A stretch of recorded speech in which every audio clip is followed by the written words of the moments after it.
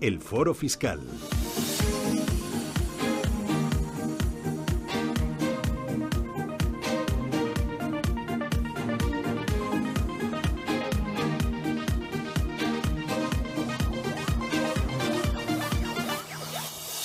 Foro Fiscal en marcha, 91-533-1851, 91-533-1851, el WhatsApp 609-224-716, 609-224-716.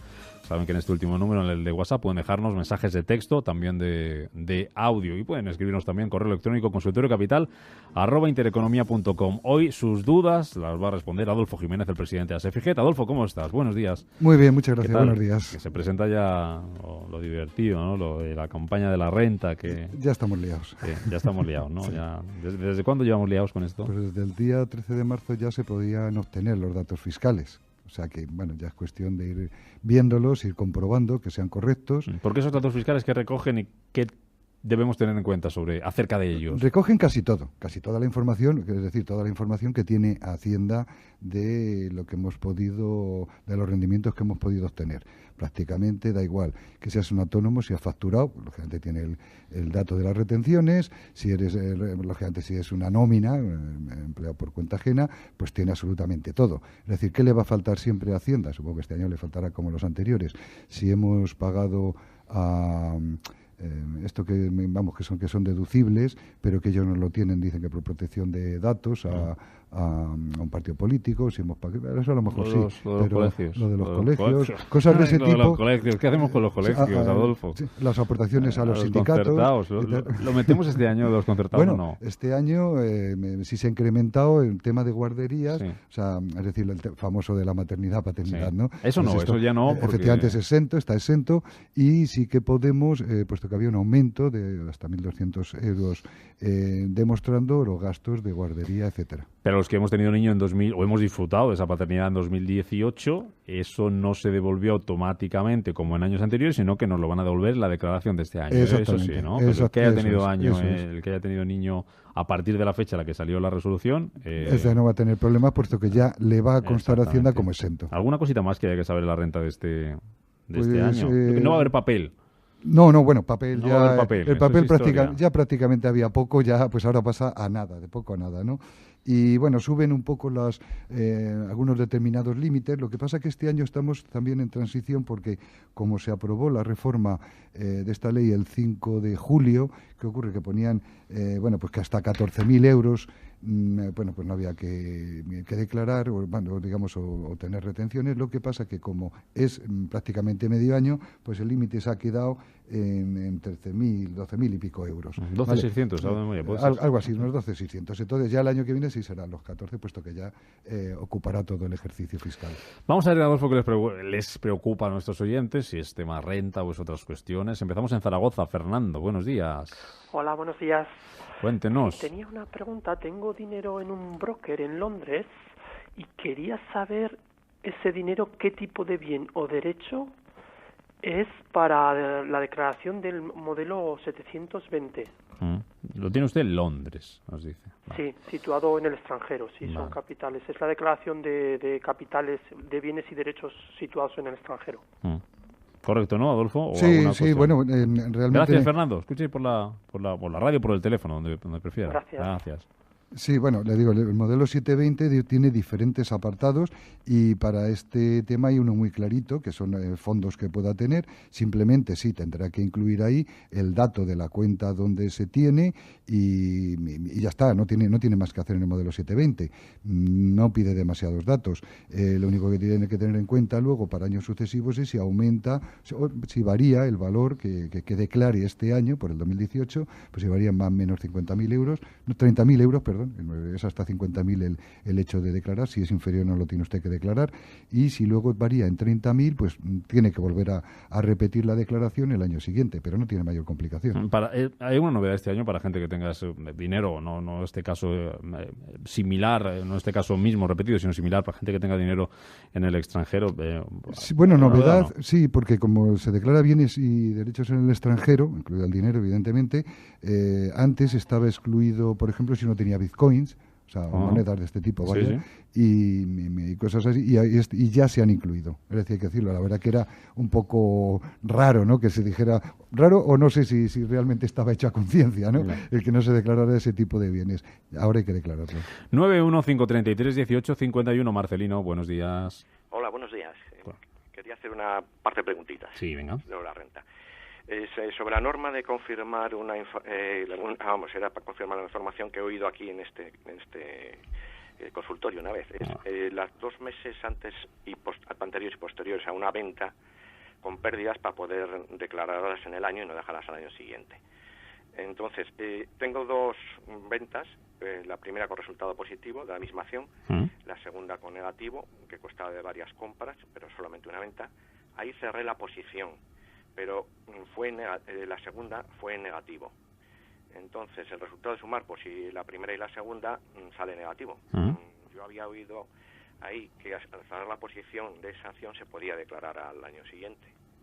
O sea, se podía declarar normalmente como pérdida, para compensar. Adolfo. Vamos a ver, digamos que la ley lo que prevé ahí es que efectivamente no se juegue con el mismo tipo de valor, ¿verdad? Que en esos 2 meses antes, 2 meses después, pueda uno generar unas pérdidas para declararlas y volver, claro, lógicamente, si se vuelve a adquirir la participación, bueno, pues doy pérdidas, pero realmente sigo teniendo la participación. Eso es lo que prevé la ley.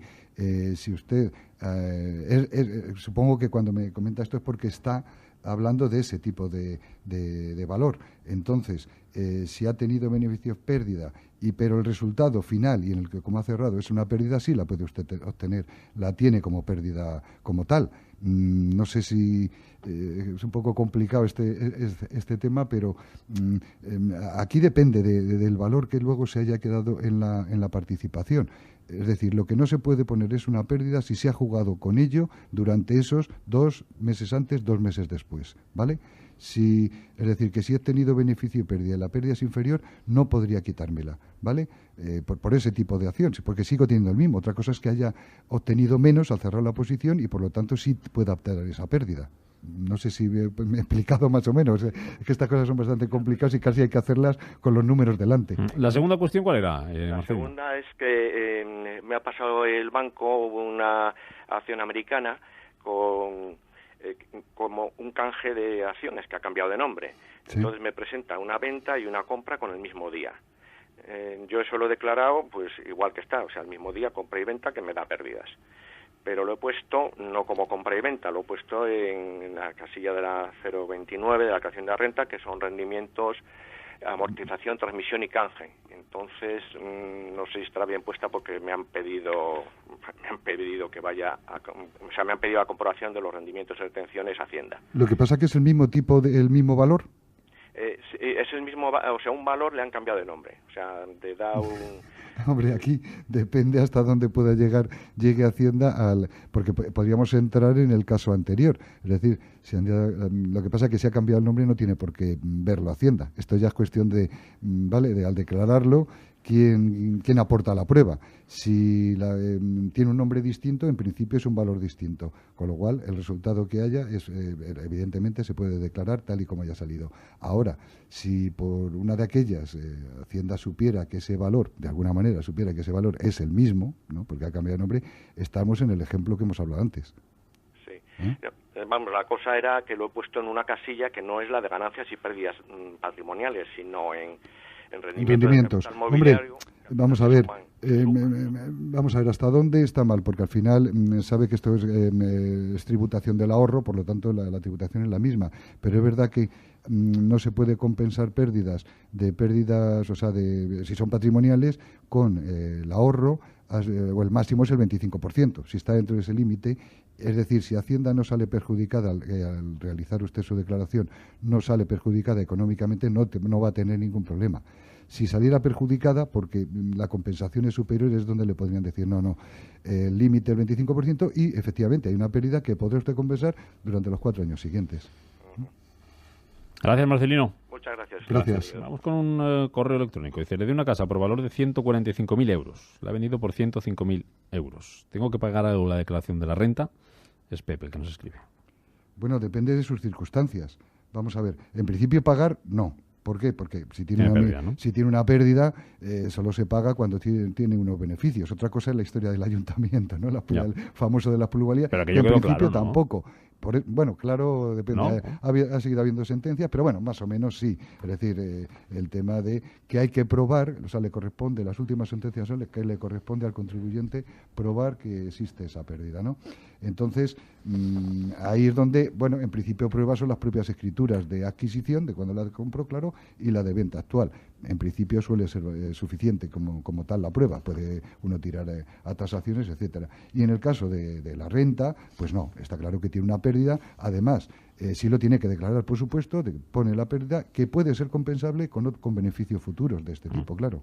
O sea, declararla sí, pero no va a tener que pagar solo por esto. Sí, declararla sí, porque Hacienda, de momento, lo que desconoce es por cuánto lo compró. Claro. Sí sabe por cuánto lo ha vendido. Entonces, hay que declararlo porque en Hacienda consta que usted ha vendido esta casa. Lo único que, bueno, pues deja declarada la pérdida, que la compensa este año porque tiene beneficios con otro tipo de bienes. Correcto que no, pues lo tiene para compensar en años futuros. Luis, buenos días. Hola, buenos días. Usted dirá. Quería preguntarle, cuando uno se equivoca de casilla y pone uno el importe en otra y cursa la declaración por Internet, ¿qué hay que hacer? Bueno, es su caso. Vamos a ver si... ¿Es su caso, Luis?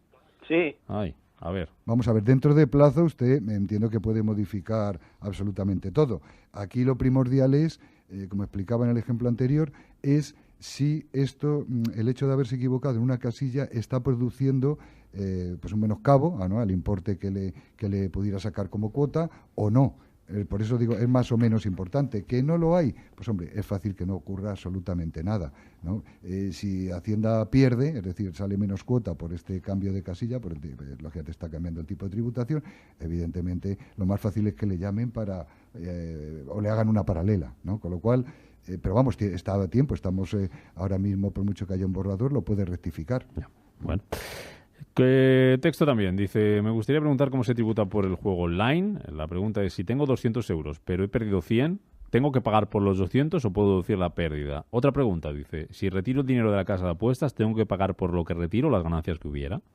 Vamos a ver, el juego tributa el 20%, con lo cual, en teoría, ya le van a hacer la retención, lógicamente a partir del determinado importe, con lo cual luego realmente no lo tiene que andar metiendo en renta. Si ya lo declara, por ejemplo, en el tema de si ha tenido beneficio y pérdidas, siempre que pueda demostrar las pérdidas son deducibles, pero hay que probarlas, ¿eh? Y las ganancias, si yo gano, por ejemplo, 200 euros en una casa de apuestas, apostando a los caballos, sí, apostando al fútbol. Es a partir de un límite, no serán 1.500 euros, es decir, hasta ese importe no había, incluso, quiero decir que pasa lo mismo con la lotería, hasta que no llega ese importe no había que declarar nada, ¿no? Siempre, en el momento que uno gana el dinero, a partir de que pasa ese umbral, vamos a tener la retención, por lo tanto, no hace falta que luego se declare en renta porque ya ha pagado el impuesto directamente. Ana, ¿qué tal? Buenos días. Hola. Uy, baje la radio porque si no... Sí, ya está, perdón. Mire, tengo pérdidas latentes, como dicen, en un valor que no cotiza en bolsa y no hay forma ni de venderlo, ni de liquidarlo, ni de nada. Entonces, ¿cómo se puede hacer para consignar esta pérdida? Porque, bueno, la empresa quebrada, lógicamente, pero como no hay cotización de ello, es un problema. Entonces, tengo ahí unas pérdidas que no puedo materializar.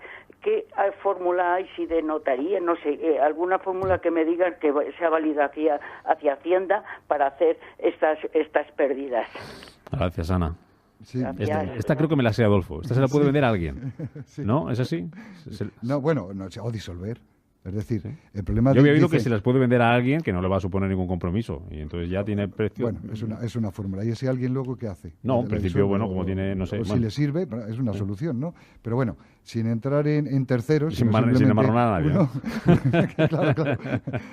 Es decir, cuando dice que está quebrada, ¿cómo lo está? Pues los números, pero claro, hay que cumplir unos trámites mercantiles, ¿no? Es decir, la sociedad hay que disolverla. Lógicamente, al disolverla es con pérdidas. Porque hasta que no se disuelva, ese precio de la acción no lo va a recibir. Claro, es decir, dice, he perdido. Bueno, de momento es como una acción cotizada. Si uno la tiene en su poder, mientras que no la venda... No ha perdido nada. Ni ha ganado ni ha perdido. En este caso, como no cotiza, evidentemente el valor es o el de disolución o, como has dicho tú perfectamente, de lo que alguien esté dispuesto a pagar por ello. Por lo tanto, no puede... Se lo puede comprar por €1, por ejemplo, pongamos. Claro, ¿no? claro, imagínate... Tengo 1.000 euros en acciones de tal empresa, €1. Sí. Y se compra por €1 y entonces la pérdida sería 2.999 de pérdida, bueno, perfectamente. Y la otra persona pues se queda con una acción ahí de €1 que no le va... Bueno, claro, ya está. Pero para eso no hay más remedio que, ya digo, que lógicamente o venderla, o como dice Rubén, o directamente ir a notaría, el hecho de disolverla y al registro mercantil, y una vez disuelta, como la he disuelto y no tiene ningún valor, pues efectivamente he perdido el dinero que puse en ella. Claro. Y entonces sí lo puedo llevar. O sea, las dos formas serían de demostrar la pérdida total de ese dinero. Pregunta de un autónomo. Dice, soy autónomo, tengo una farmacia. A partir de que base imponible, ¿me vale la pena constituir y operar una SL? Dice, suponiendo que los gastos de constitución y gestoría son €0. Pregunta también, ¿cuál sería mi IRPF marginal y mi IRPF medio?